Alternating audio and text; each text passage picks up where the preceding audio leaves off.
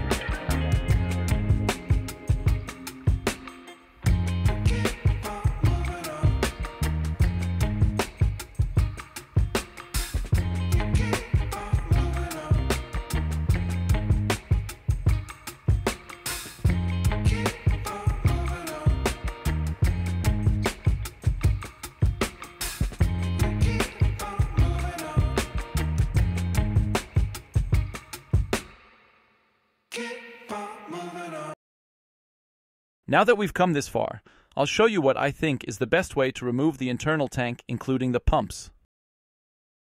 First, we push the pump PCB up out of the holder. Loosen the adhesive strips on the cables and remove the cables from the cable guides.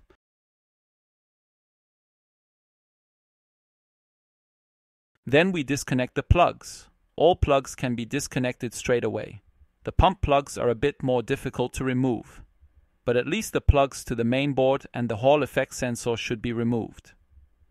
In the video, I only show the removal of the main board plug. Now we can remove the filling and charging pad module. Fortunately, we only have to remove a single screw to do this.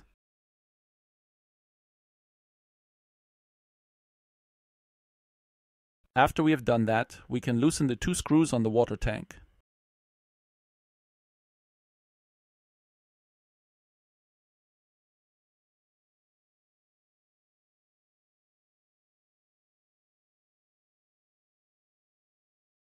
The next step is to carefully push everything up a little and remove the hoses to the filling nozzle, the pads, and an air outlet.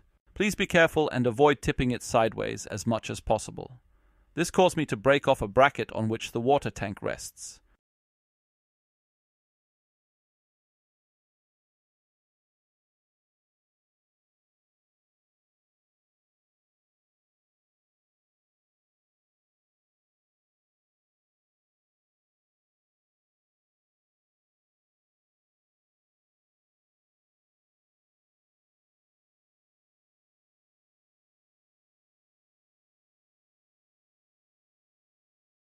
An overview of the robot's hoses.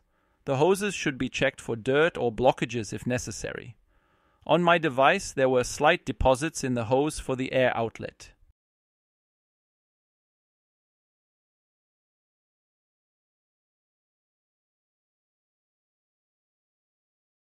If you want to replace the entire hose to the pads, you will most likely have to remove the mop pad plate on the right, as seen from the side.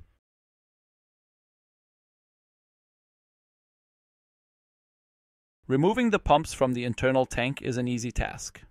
They are just clipped in and the cables are fixed with some tape and cable guides. Finally, you have to remove the tubes from the pumps or the tank.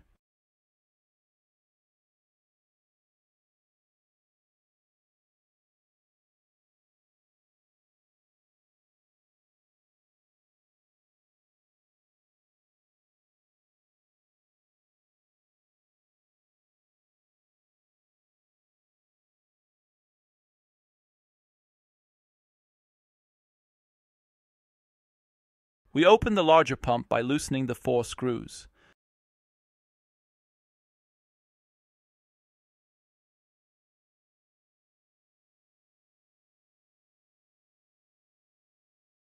Then we can check the membrane and the valves for dirt and clean them if necessary.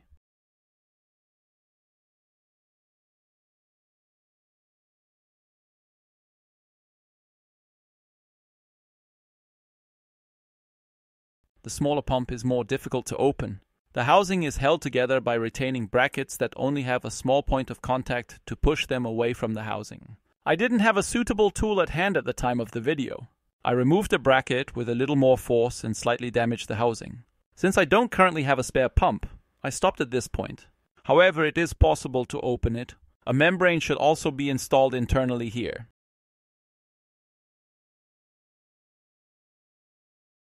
As mentioned at the beginning, replacements for the smaller of the 2 pumps are easy to obtain. The model can be found on popular platforms such as AliExpress. You may have to be careful with the plug and the cable length. The larger pump is more difficult to obtain or comparatively expensive to buy. Unfortunately, it is only available from the manufacturer itself if you buy in large quantities. You can find listings on Alibaba, which are unfortunately, at least for my location in Germany, unattractive due to the high transport costs. On AliExpress, you can buy the pump as a Dreame spare part for a relatively high price. Thanks to the technical data, I have listed a few interesting alternatives here that I will try out.